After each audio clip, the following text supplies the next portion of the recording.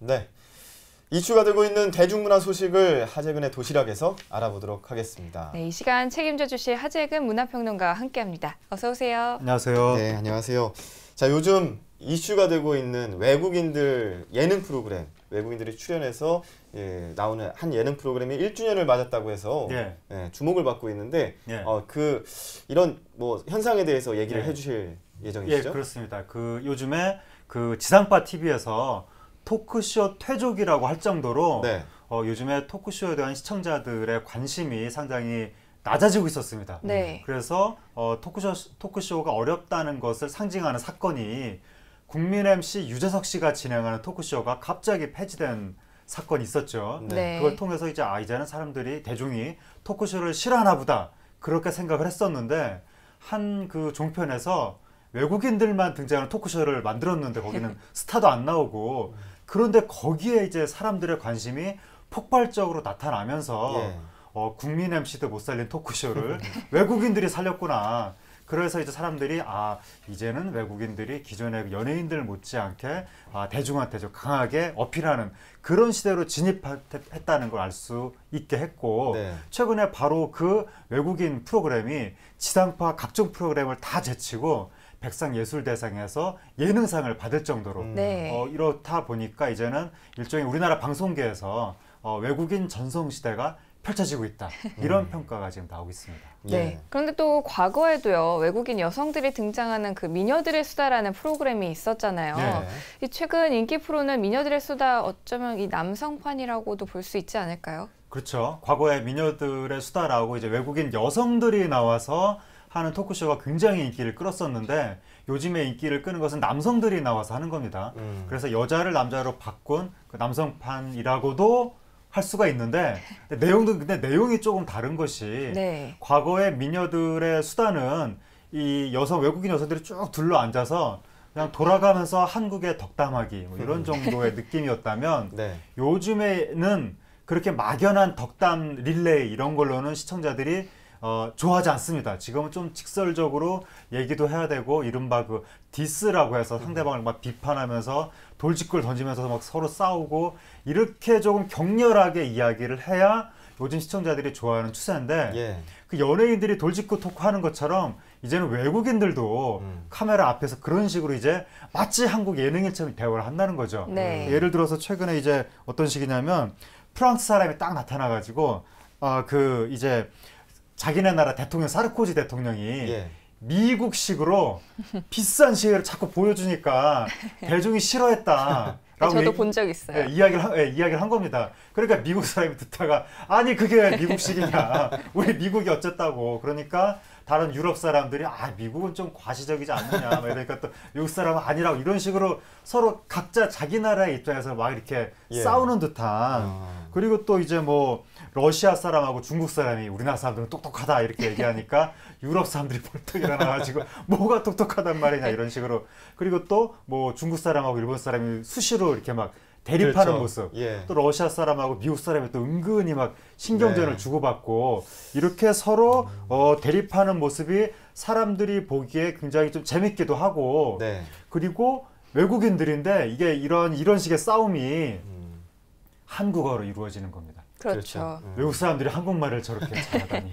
그래서 한국이라는 장 안에서 각국의 사람들이 모여 앉아서 한국어를 사용해서 그렇게 막 서로 다투는 모습을 보니까 한국이 마치 대단한 나라가 된 것 같은 만족감을 시청자들한테 주는 거죠. 마치 옛날에 영국이 온 세계의 특수한 사람들 다 모아다가 만국 박람회를 개최를 하니까 영국 사람들이 우리나라는 역시 대단한 나라야 막 이러면서 만족감을 느꼈던 것처럼 이제는 시청자들이 한국이 이제 세계화 시대의 중심이 돼가고 있구나. 외국인 토크쇼를 보면서 그런 만족감도 느끼고 있는 것 같습니다. 외국인들끼리 서로 싸우는 모습을 보면서 저희는 재미를 느끼는데 저희 서울에 오늘 월요일 프로그램의 아침 반찬에 두 분 외국인 패널 두 분이 오시거든요. 두 분도 좀 싸움을 붙여야겠습니다. 그러면 또 그 프로그램에서 외국인 남성들이 나와서 어떤 이슈에 대해서 서로 뭐 견해를 자유롭게 나누기도 하고요. 어떤 이슈들을 만들기도 하죠. 어떤 일들이 있었나요? 외국인들이 이렇게 뭐 신변 잡기로 싸우는 것이 아니라 어떤 가치를 가지고 어떤 주제에 대해서 서로 자기들의 생각을 이야기를 하는 겁니다. 그런데 그 생각이라는 것이 그 각각의 나라의 일반적인 관점이라든가 제도가 그 안에 이제 배어 들어 있다 보니까 다양한 나라의 생각을 우리가 이제 볼 수 있게 되는 건데 네. 예를 들어서 혐오에 대해서 논쟁을 했습니다. 외국인들이 토크쇼에서 혐오에 대해서 딱 이야기를 하니까 미국은 원래 이제 자유를 굉장히 중시하는 거죠. 네. 미국 사람이 딱 나타나가지고 절대 자유, 그러니까 표현의 자유는 절대적이다. 혐오 표현이 됐던 뭐가 됐건 절대적으로 우리가 그것을 막아서는 안 된다라고 주장을 하니까 독일 사람이 딱 나타나가지고 무슨 말이냐, 지금 우리나라 헌법에는 표현의 자유보다 더 중요한 것이 인간 존엄성 공격하면 안 된다. 거기에 대해서는 규제를 해야 된다. 그리고 또 이탈리아 사람도 딱 나타나가지고 혐오 발언에 대해서는 우리나라에서도 법적으로 처벌한다. 이런 식으로 이제 주장을 하니까 미국적인 가치와 유럽적인 가치는 확실히 다르구나. 라는 걸 이제 시청자가 알 수 있는 거고. 그리고 이제 통일에 대해서도 독일 사람이 딱 이제 나와가지고 자기네들 이제 통일을 얘기를 하는데 동독이 서독에 비해서 3분의 1 정도 규모밖에 안 됐다. 굉장히 작은 규모였다. 그래서 서독이 동독을 그나마 쉽게 흡수할 수도 있었고, 그리고 동독은 사회주의권에서 매우 잘 사는 축에 속했다. 그러니까 서독하고 동독이 경제력 격차도 그렇게 크지 않았기 때문에 비교적 쉽게 흡수할 수 있었는데도 불구하고 통일 비용이 너무나 많이 들어서 독일이 아직까지도 그 후유증을 겪고 있다. 이런 점을 봤을 때 한국은 북한하고의 격차가 굉장히, 경제력 격차가 굉장히 크고, 북한은 또 사이즈가 굉장히 또 그 인구가 많기 때문에 한국이 북한을 흡수하기에는 굉장히 어려울 것이다.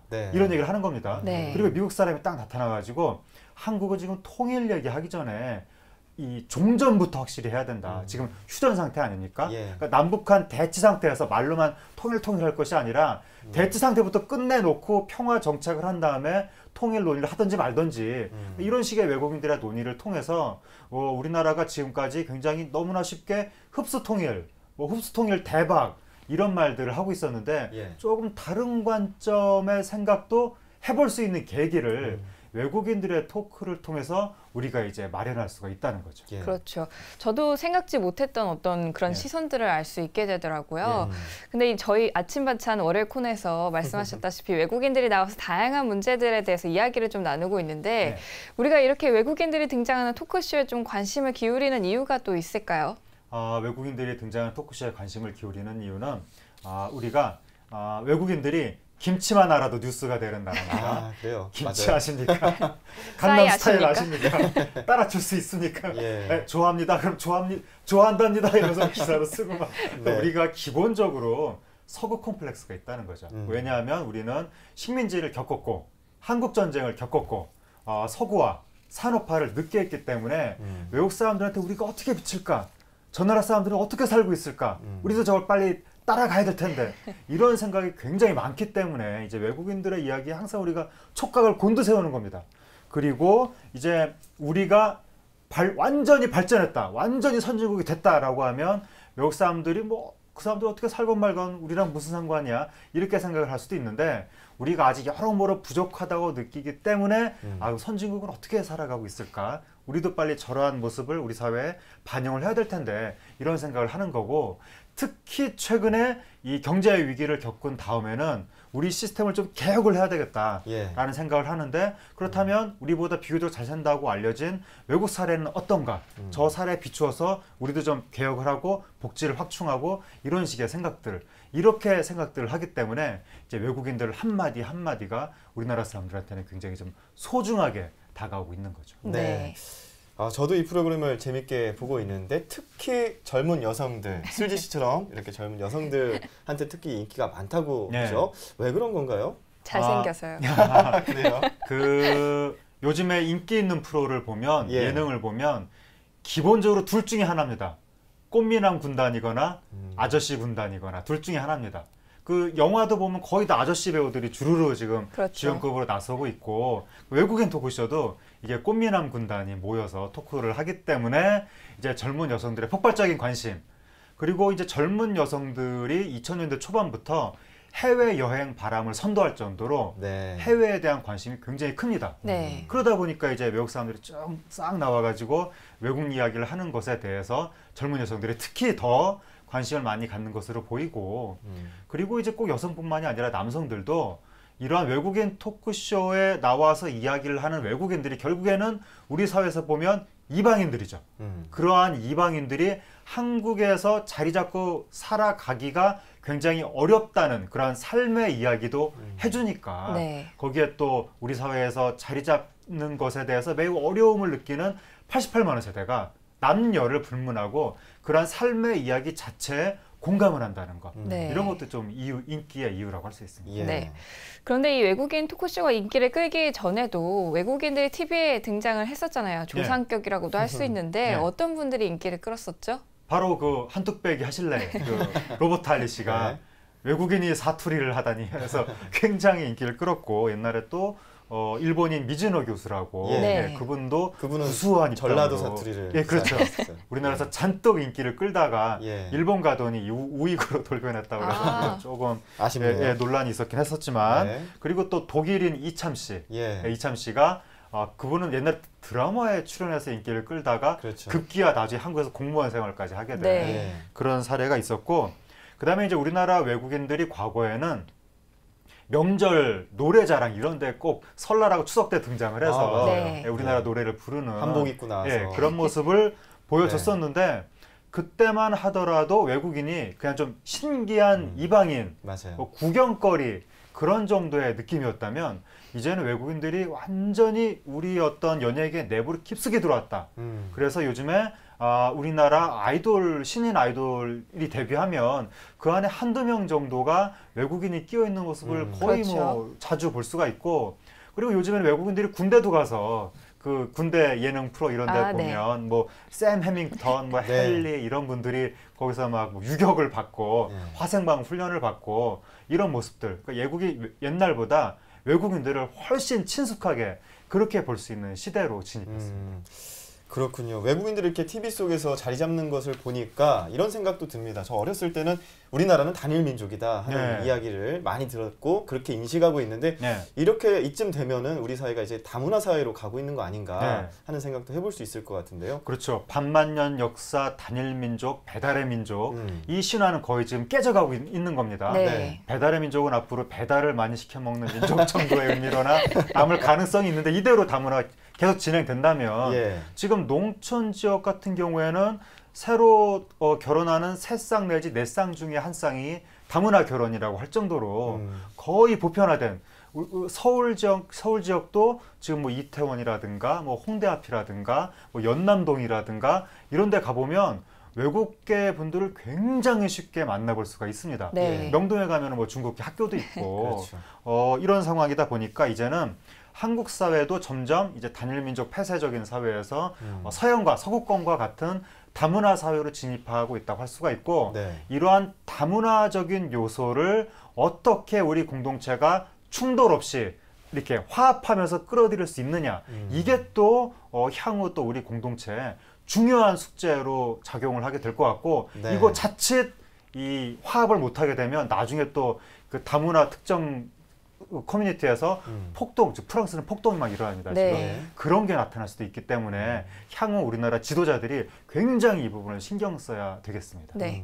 그런데 또 이 외국인 출연자들이 지나치게 또 백인 중심이라는 얘기도 있잖아요. 네. 이런 문제는 또 어떻게 봐야 할까요? 그러니까 지금 우리나라에 와 있는 다문화 외국계 분들은 상당수가 동남아계나 뭐 이런 분들인데, TV 토크쇼에 나오는 분들은 동남아계는 거의 없고 예. 다 백인, 아니면 백인이 아닌 사람이 있을 경우에는 매우 강대국, 중국 아니면 일본. 네. 그러니까 백인이거나 강대국이거나 이런 쪽으로 너무 치우쳐져 있어서, 그리고 이제 아이돌들이 뮤직비디오를 찍는데 거기에도 외국인들이 꼭 등장합니다. 예. 항상 등장하는 것이 백인만. 그렇죠. 매우 백인만.